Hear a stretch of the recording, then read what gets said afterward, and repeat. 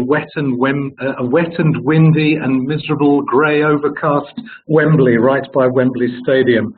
Thank you for joining us. My name is Greg Campbell. I'm a partner at Campbell.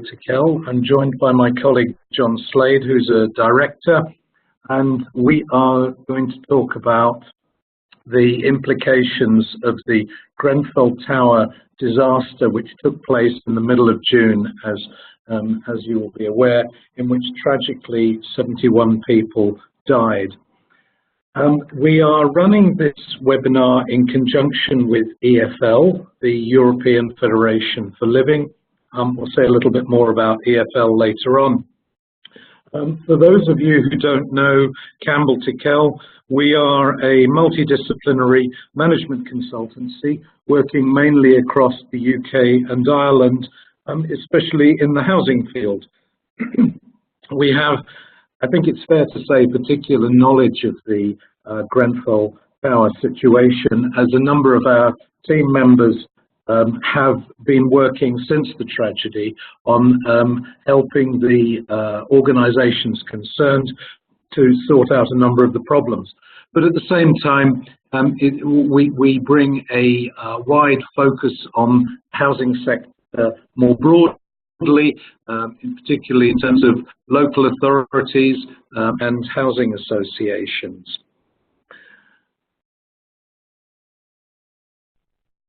Right.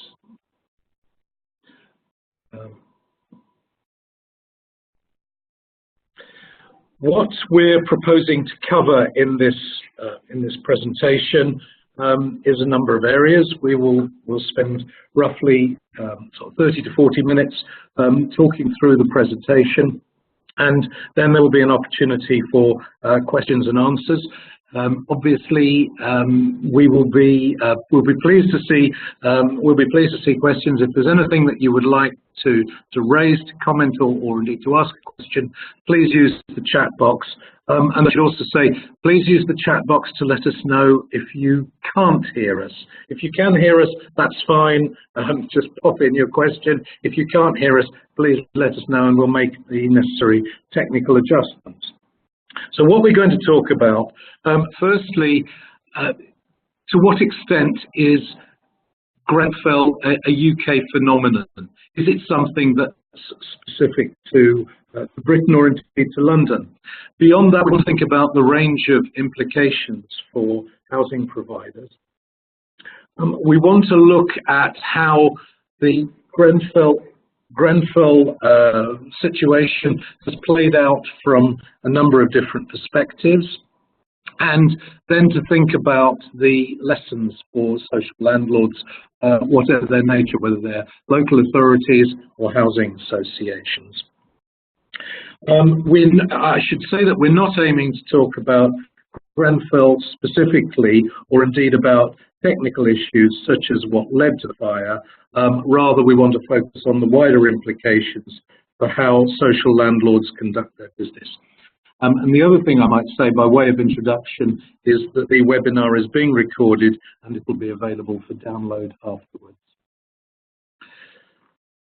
So here on the screen, we've got a picture of a photograph of David Montague, the Chief Executive of London and Quadrant, which owns and manages something over 90,000 homes across London and the southeast of England and beyond. And here was what David had to say shortly after the Grenfell tragedy. It could have happened to anybody in the sector. It just happened to take place in Kensington and Chelsea, but the implication is that a great many other social landlords are vulnerable. Thinking about this from the perspective of, is this just a UK phenomenon? Well, here are one or two other examples. 4 years ago, a tower block fire in Siberia, in Krasnoyarsk, which fortunately all of the residents of the building were successfully evacuated. Nobody died. 6 years ago, in northern France at Roubaix, the Mermoz block, a cladding-related fire in the same way that Grenfell was cladding-related fire. One person sadly died. The landlord of that block has 20 other similar height tower blocks in their ownership, and although some had similar cladding, none, I think, were quite the same as Grenfell. Back to England, back to London. Prior to Grenfell, one of the best known of such tragedies, Lakenhall House in Southwark, where 9 years ago 6 people died in a 12-story block that was affected by fire. Although fortunately it was only part of the block that was affected. And another example from 1999, Garnock Court, a 14-story tower block in Irvine in Scotland, where one person sadly died. So clearly these sort of disasters haven't just occurred in the UK, they've occurred in other places. And if one looks more broadly, there are risks to be seen in a range of different directions. Fires can, of course, occur in any type of building. High-rise blocks, by their nature, bring particular challenges. A quarter of the of the population of the EU lives in buildings, each with 10 or more dwellings. 23.8% was the figure that we've identified from research conducted in 2016. I should say that data Europe-wide is fairly limited, but what we've given you here, and I'll explain in a moment, just gives such snapshots as are available. The graphic on the right-hand side of the slide relates to blocks of just 4 stories, 4 or more stories. So we would say relatively low to medium rise, going up to high rise, but that's the data that we've been able to access. And these figures are from 2004. This is giving an indication of the age of blocks. So even recognizing that a considerable number of tower blocks will have been developed over the last 14 years, clearly there are many that are a number of decades old. And I'll come on in a little bit to the sort of challenges that can identify. Looking again at, these are 2004 figures, total percentage of all dwellings in these countries in multi-story blocks. Again, 4+ stories, so from medium rise up to high rise. And the percentages are quite significant if you look at, for example, the Czech Republic, Finland, Hungary, Italy, Poland, Portugal, the Slovak Republic, and Spain. Clearly, the danger of fire from the perspective of the particular challenges that are faced in high-rise buildings is not simply confined to the UK. Some people said in the immediate wake of the Grenfell disaster that it was all just about cladding of buildings and fire risk assessments and making sure those had been conducted. Clearly that is not the case, and our view is that in whatever direction you look, you can see a range of different issues affected by the potential fallout from Grenfell. Grenfell has made people think quite rightly and quite reasonably about all sorts of aspects that are related. We'll explore these over the next few minutes.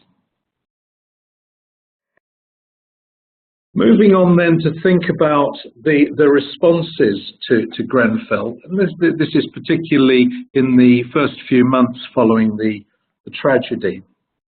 A whole string of reviews and inquiries was set up, principally, but not solely, by the UK government. There was an independent review of building regulations and fire safety, the Hackett Review, and at the bottom of the slide you can see the front cover from the interim report, which was released in December. On that review is continuing to work now. There is the Grenfell Tower official public inquiry, which again commenced in December. An independent panel of building and fire safety experts, the Knight panel, has also been established. Government also set up an industry response group. There's an independent recovery task force set up to support Kensington and Chelsea Council, the owner of the Grenfell Tower and the properties and the surrounding estates. And at the same time, the National Housing Federation has set up its own expert panel. The National Housing Federation is the trade body for housing associations in England. And there are a range of other examples, and we've highlighted one on the slide. Different kinds of research, different kinds of investigations. This is just one of a number. Recently, London councils are in the process of commissioning research on residents' communication with their landlords, specifically for people living in tower blocks. Thinking about asset management, I mean, the immediate focus in the wake of the tragedy for other social landlords was naturally and quite rightly to think about residents' health and safety. And quite a number of other landlords, particularly councils, started to remove cladding from other buildings. In some cases, similar cladding to that was identified at Grenfell. In other cases, different kinds of cladding. Some have been concerned that there were almost knee-jerk responses from a number of landlords. And it's a matter of, is it knee-jerk responses or is it legitimate health and safety concerns? Removing cladding is from a substantial tower block is very expensive. And I've seen cost estimates for different blocks ranging anywhere from 1 million to 10 million. I think the point to bear in mind here is that when cladding has been put on a tower block, it's been put there for a reason. It hasn't been about cosmetic and make the building look pretty. It's been to provide effective insulation, to ensure that energy costs would be reduced and minimized so far as possible. And when you remove the cladding from a block that's been clad for those sort of purposes, then there are other effects. Energy costs are likely to rise. There's danger of condensation increasing, health effects, and so forth.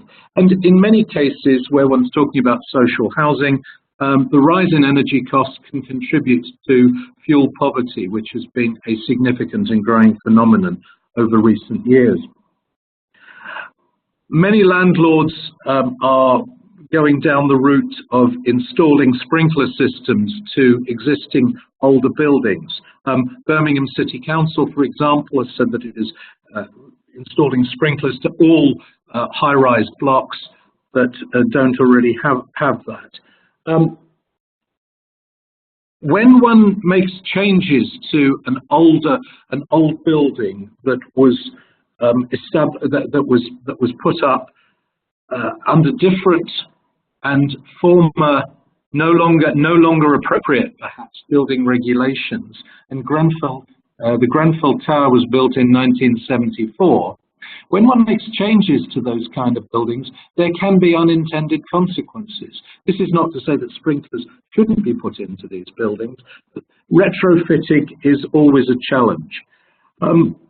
There are significant costs involved. London councils, for example, London councils alone have estimated that it will cost more than 400 million sterling to carry out fire safety improvement works to all of their properties. And when this work is going into longer term maintenance fire safety improvements, that has an effect on other maintenance programs. We've been seeing resources diverted from cyclical and planned maintenance to fire safety works. That means that other general improvements and running repairs that would be done to buildings, say, every 5 to 7 years, might be taking place over, for example, 8 to 10 years. And there can be issues arising from that. At the same time, where one has leaseholders in tower blocks, and that will be the case in most local authority and housing association blocks, there will be effects on the service charges that those leaseholders have to face of significant improvement works. Thinking about the development of new homes, as I say, the money has had to come from somewhere. If money has had to be diverted in some cases from longer-term maintenance programs, in other cases, the capital funding to carry out fire safety works has had to be taken from funds intended for new build. And that then has knock-on effects, because if it means that new build programs are reduced, there's a contribution to increasing demand, potentially increasing homelessness. There are wider considerations too from a housing development perspective. One is around how ready potential purchasers and renters will be to live in high-rise blocks, especially older ones. Newer ones that have sprinkler systems and other appropriate means of escape, it may be less of an issue. But there are signs that valuers have been indicating that reduction in demand for high-rise properties will mean that they are likely to value certain kinds of high-rise blocks lower. We've seen 1 or 2 examples of lenders starting to refuse loans that were to be secured on buildings that don't have up-to-date sprinkler systems, for example. And of course, if valuations of existing properties are reduced, then what's the knock-on impact in terms of the borrowing capacity that those landlords have with a view to their future programs? And just to tell you what that building is on the right of the slide, that's an example of a very modern tower block. It was just completed last year. It's currently the tallest modular constructed tower block in Europe, 28 stories. It's right next to our office in Wembley. Moving on to the way that housing providers are regulated, particularly in England. The regulator, which has until a couple of months ago, this was the Homes and Communities Agency, it's now the Regulator of Social Housing. They have been operating under a piece of legislation, the Localism Act 2011, which was introduced under Eric Pickles, see the top right of the slide, the then Secretary of State for Communities and Local Government. And a particular focus of that legislation was that the regulator should perform our functions, and this is a quote, perform our functions in a way that minimizes interference and is proportionate. And Eric Pickles and his colleagues were concerned at the costs and the unreasonable, as they saw it, unreasonable pressures of regulation on the way that independent social landlords and housing and local authorities should conduct their business. So what that meant that's relevant to this topic is that the regulator has had quite limited resources that it's been able to devote to regulating and enforcing consumer standards.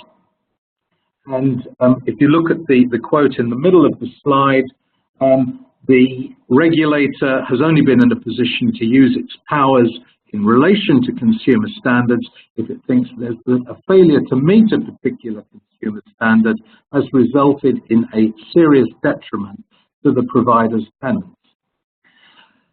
It has to be said, been very few cases where serious detriment has been found.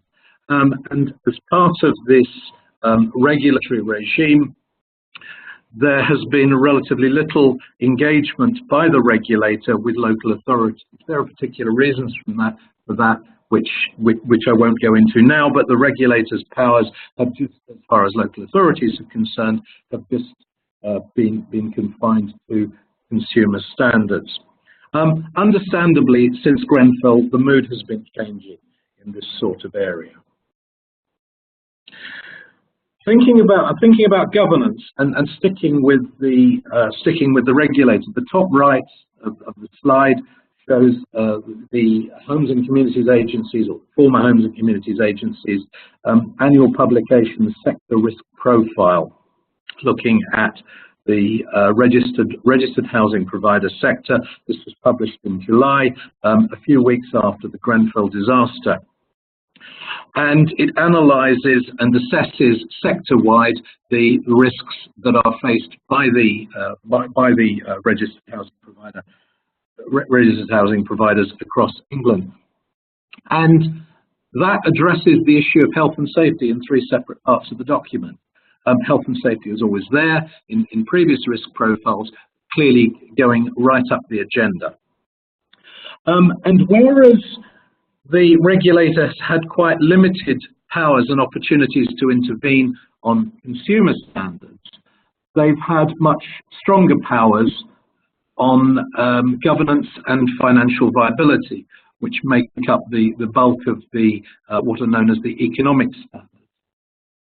And there the story has been a little bit different, and the regulator has downgraded the public ratings of a number of housing providers, housing associations, because of their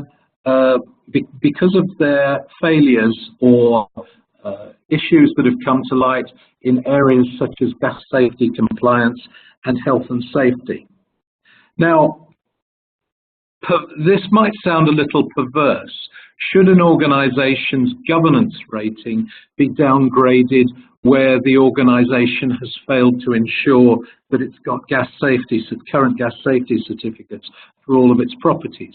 Plainly, the regulator is not expecting board members to be going around with clipboards following gas safety inspectors as they go door to door.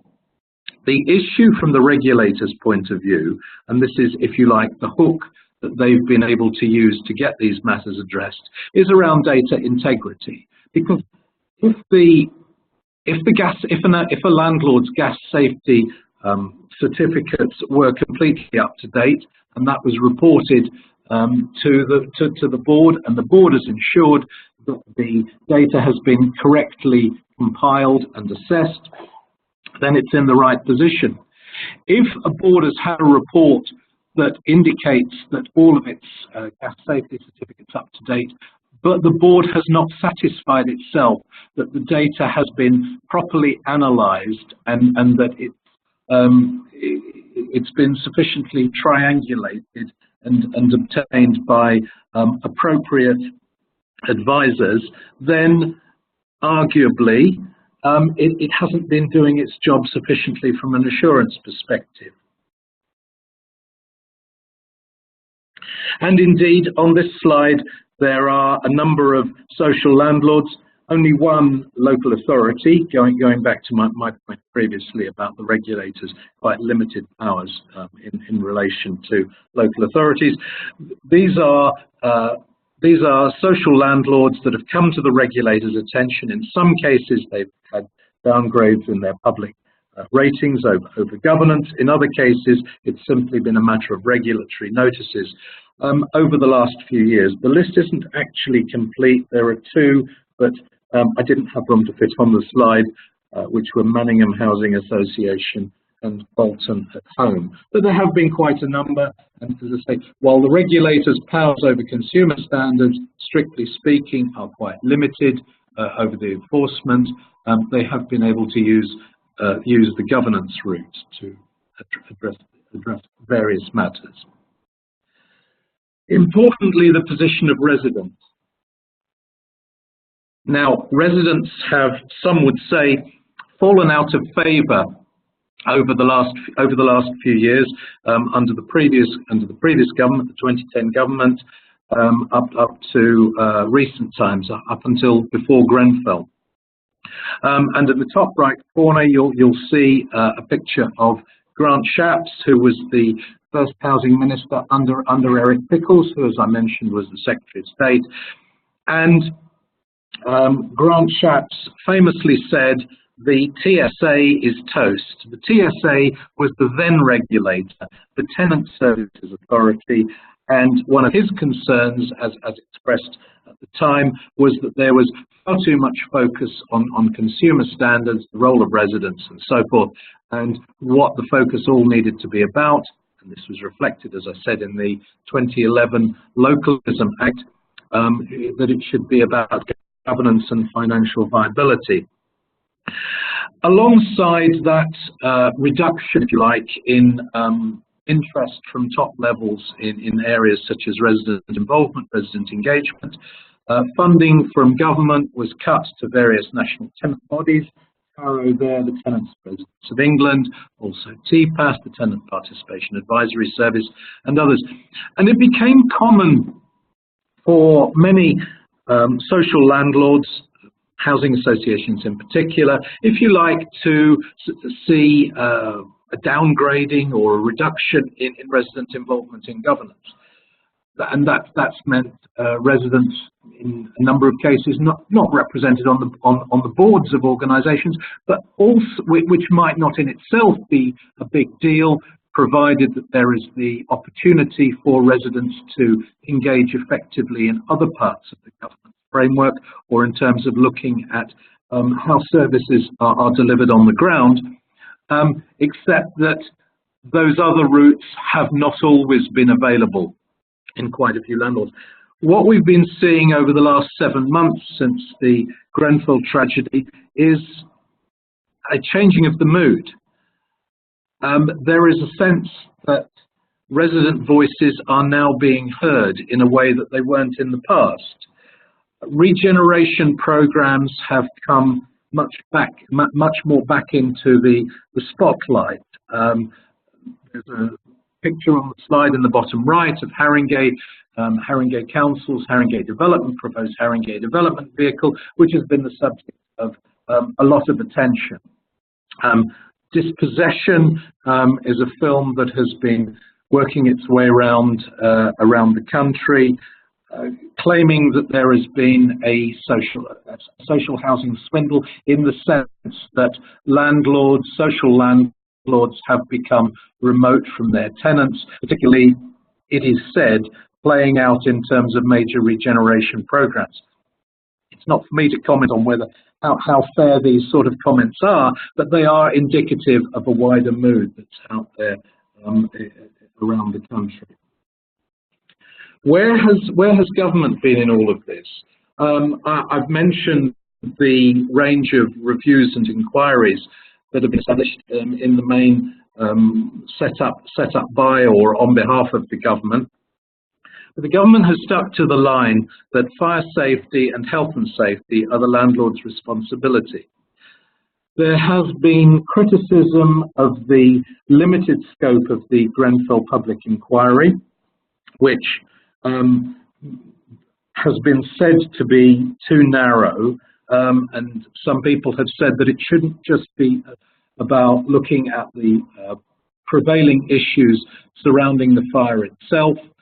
It should look more widely at the way that social housing is being provided across the country. That's not something that the government has accepted, but the government are reassessing their approach to social housing, and they've indicated that they're going to be producing a green paper in the first part of this year. although it hasn't been stated publicly, following on from my comments about regulation of social housing providers, many people expect that there will be in future much more focus on consumer regulation, including for councils, not just housing associations. Clearly, government has developed a greater sense of the risks inherent in social housing provision. You'll see a picture of former UK Prime Minister Harold Macmillan, who, when asked by a journalist, I believe, about what it was that could blow governments off course, famously remarked, "Events, dear boy, events." Whatever else you say about Grenfell, that was certainly an event. And government is clearly aware, for political and dare I say electoral reasons as well, of the growing importance, including the demographic importance of housing. Government is clearly desperate to see new housing supply. The difficulty is that while housing may well be number two now on the government's top priority list, with all attention of the government itself, Parliament, the civil service being on Brexit, the question is how much attention is going to be possible or indeed likely for social housing over the coming period. And as far as funding is concerned, government has said that they will not fund remedial or fireproofing works for local authorities or housing associations, despite a number of requests. There is, as you'll see in the top right, a willingness, on the other hand, for government to fund the fire safety upgrade for the Houses of Parliament. And some have drawn a contrast there. There is some extra government grant that has been put into the pot for building new homes. And after 4 years of rent reductions enforced by government, that was introduced under the previous government, the coalition government, in 2015, the rent settlement after 4 years of 1% cash terms cuts in social housing rents, the rent settlement will return to being based on CPI, the Consumer Prices Index, plus 1% a year, but that's not happening for another 2 years. Meanwhile, social landlords have to face up to the challenges of welfare reform rolled out through universal credit, and there remains considerable uncertainty over the future funding of supported housing.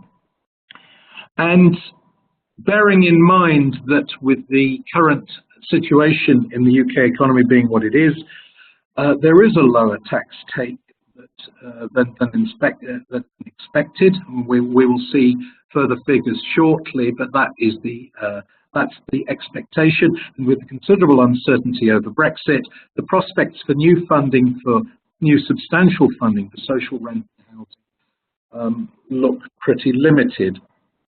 As we said, it appears that the UK's social housing crisis is going to continue. So what should social landlords do in order to face up to the future? Some have said that with all of the reviews and inquiries in place into what went wrong with Grenfell, we should wait until they report. It's true to say clearly that what comes out of the reviews and the inquiries may change the landscape, but the question is how long it's going to take. The Lakenal fire, which I referred to earlier, which took place in 2009, it was 4 years before the coroner reported with a whole range of recommendations, many of which I have to say were not implemented by government, but that was 4 years. Grenfell, dare I say, has been a much greater disaster, at least in terms of the number of tragic deaths were experienced. And the housing crisis is not going to wait for those reviews to complete. There are homes that need to be built. There are properties that need to be improved, not least fire safety works, there are residents that need to be safeguarded. So our view would be that in these circumstances, landlords should not wait to be told what to do. They shouldn't wait for new problems to occur, because new problems will occur. The issue should be how you, as a social landlord, housing association or a local authority, how you gain your assurance, how you learn from experience, and that you should be clear on where the buck stops. And the reality is the buck stops at the board level and at the executive level. Here is a top 8 list of suggestions. I wouldn't venture to suggest that this is equivalent to the 10 Commandments. These are just some important suggestions to bear in mind. First of all, make sure that health and safety works are factored into your organisation's business plan and your stress testing. Secondly, make sure that you review your maintenance programs and your specifications for improvements to existing housing stock and for the development of new housing stock, to ensure that those address best practice and best available knowledge. Ensure that you've got a comprehensive, effective framework for managing your risks, ensuring that you're compliant with regulatory requirements, that you are compliant with best practice and common sense requirements, and that in the round you've got a business assurance system in place that works. Ensure, fourthly, that you're at governance level, board level and the executive level, there is clear oversight of the way that risk management and assurance framework is operated in practice, and also that those responsible at that level understand what their responsibilities mean in practice. Make sure, fifthly, that you are listening to residents. That in some cases may mean ensuring that you have the customer voice at governance level. In other cases, it could mean quite different mechanisms are in place, that there is, for example, scrutiny of the way that services are delivered on the ground, or other forms of listening to and hearing and accessing residents' voices, and making sure that there is proper consultation. Consultation does not mean that you give away the responsibility for making decisions. It does mean that you need to listen to what's being said, and you need to take it into account in your decision making. Ensure that your complaints handling is effective and robust. Use complaints as a way of learning how to help the organisation improve.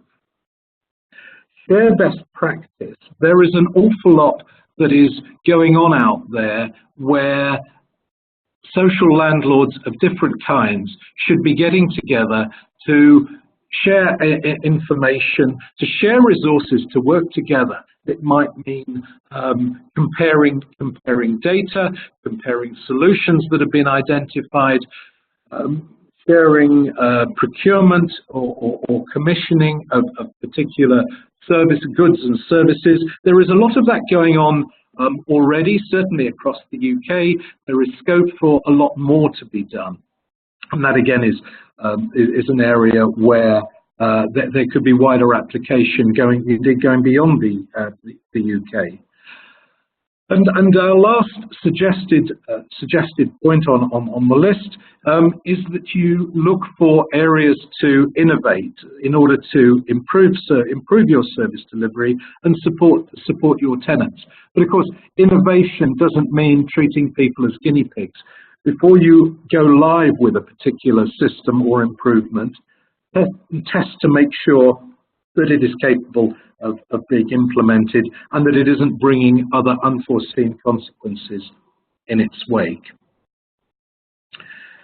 That's as much as I would like to say at this point. Just the final message before we move over to questions. For those of you who are not familiar with EFL, the European Federation for living. EFL is a network of around 50 housing providers, universities and academic institutes, and consultants and advisors that operates by definition, as you would expect, across Europe. It's about learning lessons, sharing best practice. Campbell recently joined as members, and we would encourage other social landlords to look at whether that's useful. And now over to you for questions and comments. What have we got, Zena?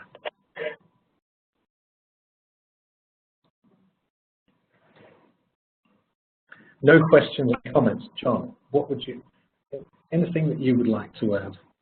Good afternoon all. John Spade. Hope you can hear me okay. I guess the observation I would make is of the key importance in how boards and execs interrogate upon and gain assurance on technical matters. By way of example, if there will be the vast majority of boards all over the country will be receiving reports that say they have 100% of fire risk assessments. And in some cases, when those boards interrogate on that subject, they would find that all the properties that they owned that should have fire risk assessments had been assessed, and that they'd been assessed by people who'd had relevant training within the previous 12 months. However, other organisations, if they delve below that figure, might find that the fire risk assessments were being conducted by in-house staff who had training 3 years ago, which hadn't subsequently been refreshed, and that little work had been done to assure the quality of the fire risk assessment work that had been carried out. Now, those are two outlying examples of standards, but so a key aspect for us is how full board members can interrogate on technical matters such that they gain appropriate assurance.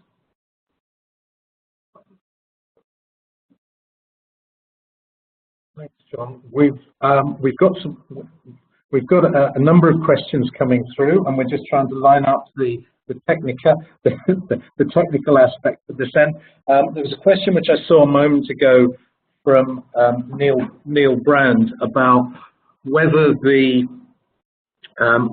costs of carrying out fire safety work are likely to put such pressure on small organisations, small housing associations, for example, that they are more likely to end up being subsumed into larger associations. As a result of Grenfell, are we likely to see the end of smaller housing associations and subsequent increase in larger ones?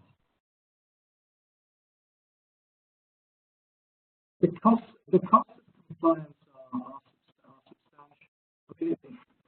It probably depends what we're looking at. I mean, most smaller housing associations, some will have blocks which could be at risk. Others are likely to have different kinds of housing stock.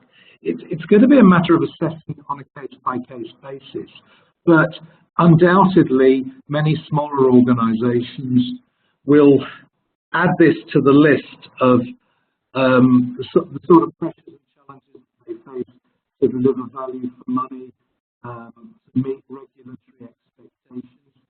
So there is, it would be dishonest of me to suggest that there isn't a risk to those organisations in terms of their ability to meet those additional, what will be additional costs in many cases.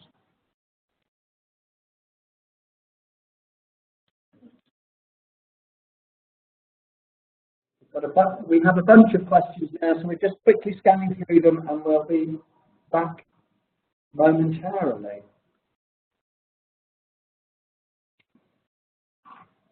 Conor Grogan is asked, would retrofit health and safety funds be better spent on new build social housing? I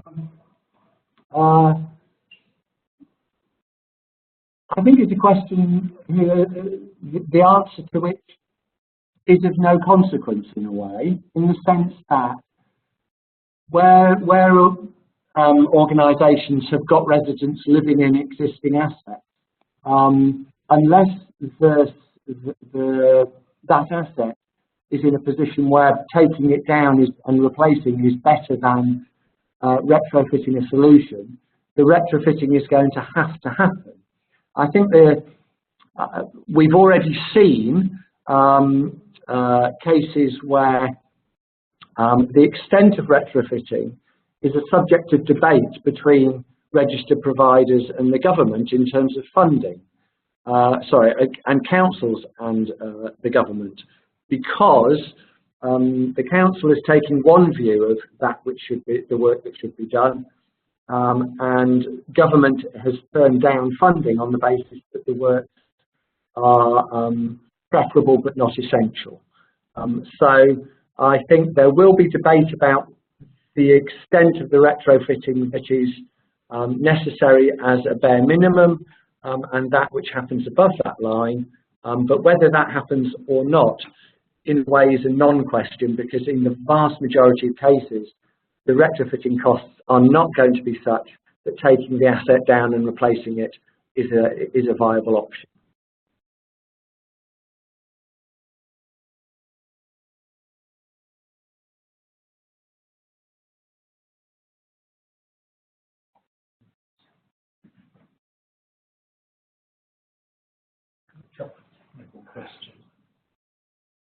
Greg's just reading some questions and formulating some thoughts.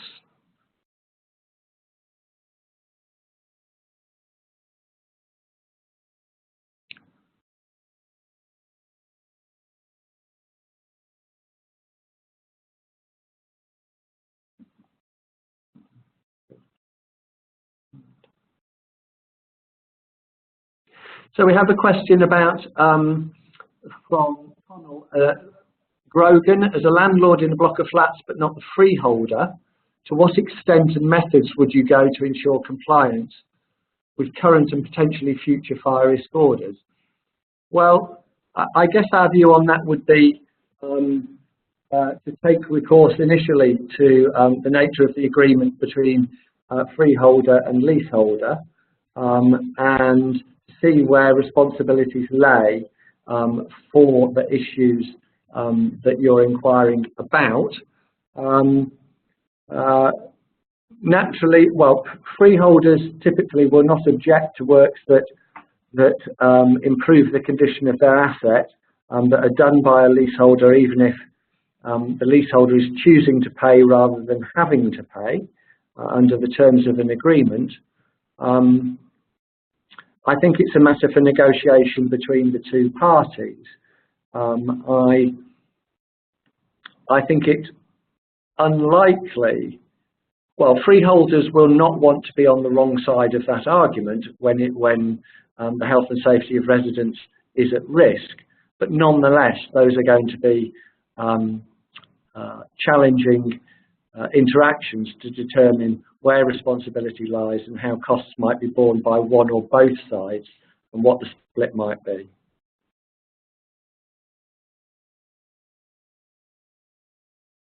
Right, we had a question from Stuart Gallier. Do you think historic and housing associations see governance as tokenism and now see it more seriously, especially tenant engagement? That's an interesting question. I think that it's fair to say that governance has risen up the agenda considerably in the housing association sector over recent years, in the same way that it has risen up the agenda in other sectors as well.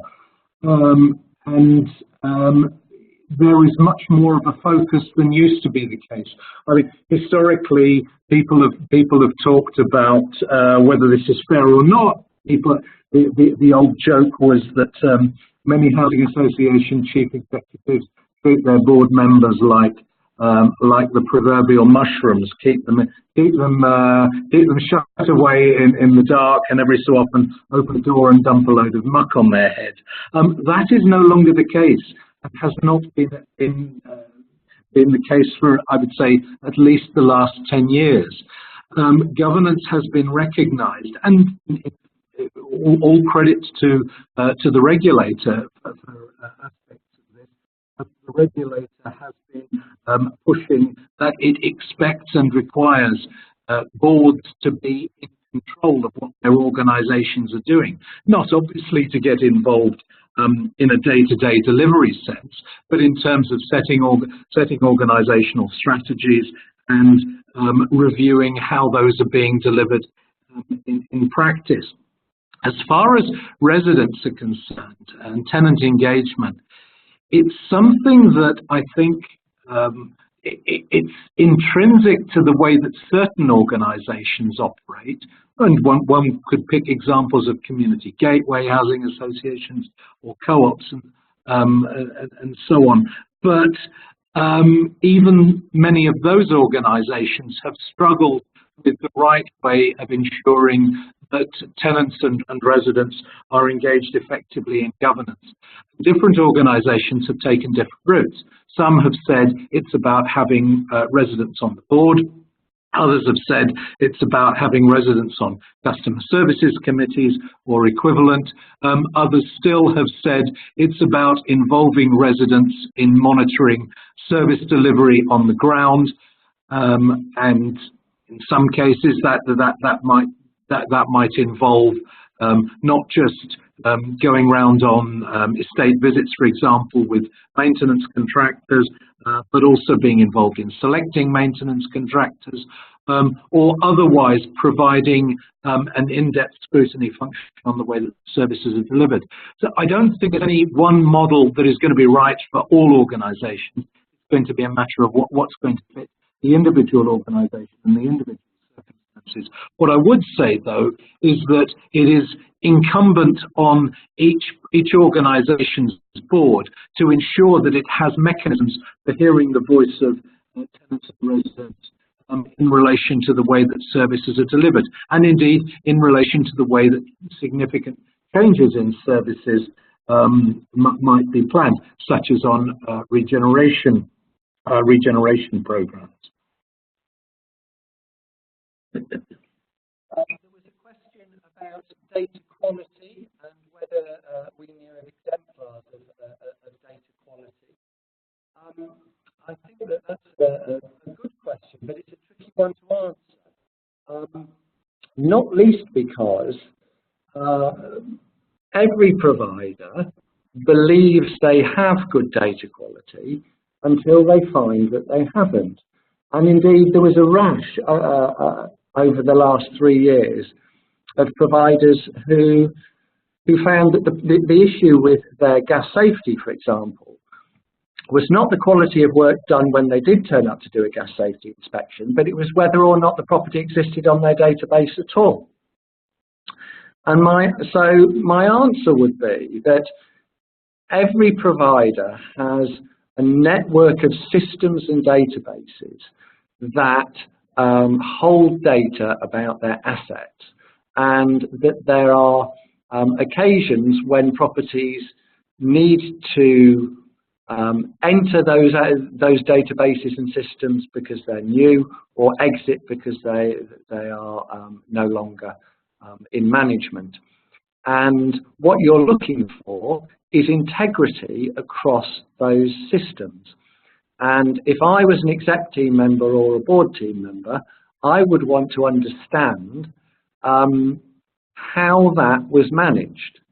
I wouldn't want to read all the processes, but I would want to understand why, as a board member, I would take assurance that properties going onto new properties were being taken on and being picked up, and the processes were sound and had been checked and audited, and that the efficacy of the processes had been validated, so that I could then take assurance that the data was present. Can I point you to an exemplar of that? Not particularly, for the reasons that, as I say, we all believe we've got it until we find we don't, and it really is a case by case, because every organisation fits its databases and systems together in a different set of arrangements. And I think that's what John was saying there just plays into another question that's been asked by Jonathan Gregory, saying, for example, if you take London and Quadrant with its 90,000 plus homes, what levels of assurance are required to demonstrate that all of those 90,000 homes are going to be safe?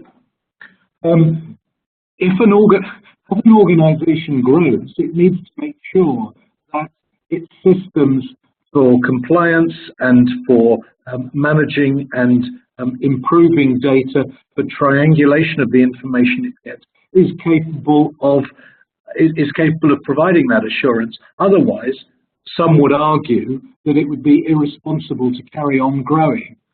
The systems need to keep pace with the growth of the organisation. They need to be appropriate to the size of organisation. There's another question from Patricia Donnelly saying, given that some Grenfell residents raised concerns ahead of the fire, is there an argument for saying that the powers of the Housing Ombudsman Service should be increased? I think that it's quite important to look at the crossover between the ombudsman arrangements and those of the regulator, to allow for early intervention where there is an identifiable potential danger. I mean, this is not an easy answer in terms of thinking about what would be the trigger. It wouldn't be appropriate for me to go into the question of what residents did or didn't raise ahead of the Grenfell fire taking place, but some have suggested that while tragically the results that many people involved around the resident groups feared would be the case, what actually transpired with the fire wasn't what they were expecting. These are intensely complex areas, and I don't necessarily have an easy answer. Say that we've been asked several technical questions about types of bad, about insurance, and I'm afraid we're unable to answer those. Our focus today really has been on how boards and executives deal with the questions of assurance that rise from rent. We're not able really to get into the technical matters today.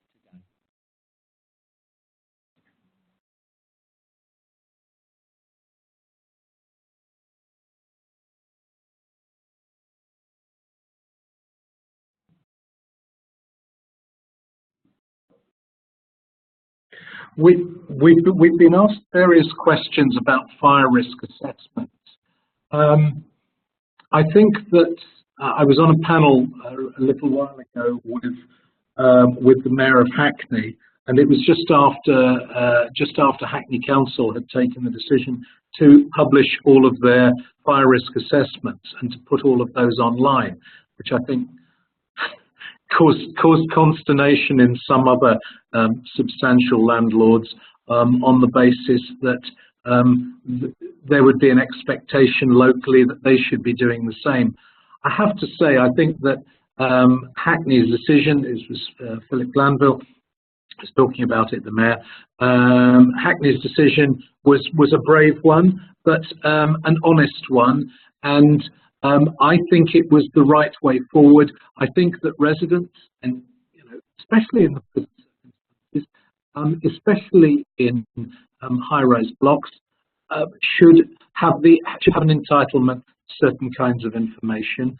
And in my view, yes, there is a risk. There is a risk to the landlord. It may raise expectations on the part of tenants, but it is the landlord's responsibility to ensure that those expectations are managed. In my experience, being transparent with tenants and residents is the best way forward. Try and keep information confidential. It will come back and bite you as a landlord later on down the line. I think that publishing is one answer to the question: how do you increase? How do you change the profile and the priority that is given to these issues? My view is that over a number of years, mechanisms were put in place, wheels were turned, fire risk assessments were carried out, remedial works were to a greater or lesser extent carried out. But it became a part of the business where wheels simply turned and there was not a great deal of scrutiny or analysis of the quality of the work that was being done. By way of example, a number of organisations looked to their estates-based staff to conduct fire risk assessments. And there is a logic to that because estates-based staff are out there on the ground. But you would wish to be satisfied, if you were going to do that, that it was a fair and reasonable responsibility to place on the people who you were asking to do it, that you could supply the right training at the right times to enable them to do it effectively, and then that you could support them in the delivery of carrying out fire risk assessments, and also that you had in place mechanisms that meant the remedial works that were identified were carried out. Now, my belief would be that having estates-based staff carrying out those sorts of activities, it's an outlier in the range of possibilities of the acceptable ways that it could be done. I think it's a relatively complex task, and often it was shoehorned into existing roles, and there's a risk that training was either that even if you delivered good training, you might not deliver it often enough for the right level of competence to be maintained. So I think careful thought has to be given to who's doing them, how they're doing them, and how you carry out the remedial works. One of the questions we had was of how do you know when good is good enough?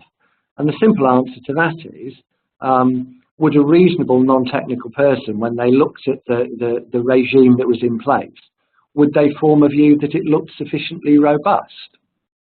How long is it? What level of training has been provided? How long ago was that training provided? How has quality been assured on the outputs from the inspections? How many have been checked and cross-referenced by somebody who's professionally qualified? There's a whole range of things that you can do to gain that level of assurance. Thanks. It's now gone 1 o'clock. I think we've got to the end of the questions.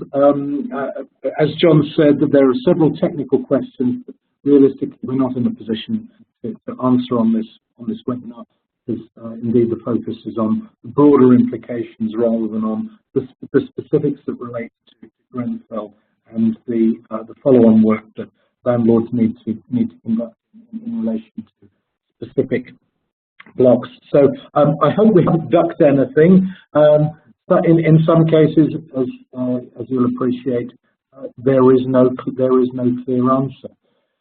I hope you've been able to hear us. I know we've had several comments at different points saying we're a little difficult to hear. but I trust the technical adjustments we've made at this end have done the business. In any event, you will be able to access and to download the webinar later from our website, campbell.com. Thank you all very much for joining in. I hope you found it useful. Goodbye.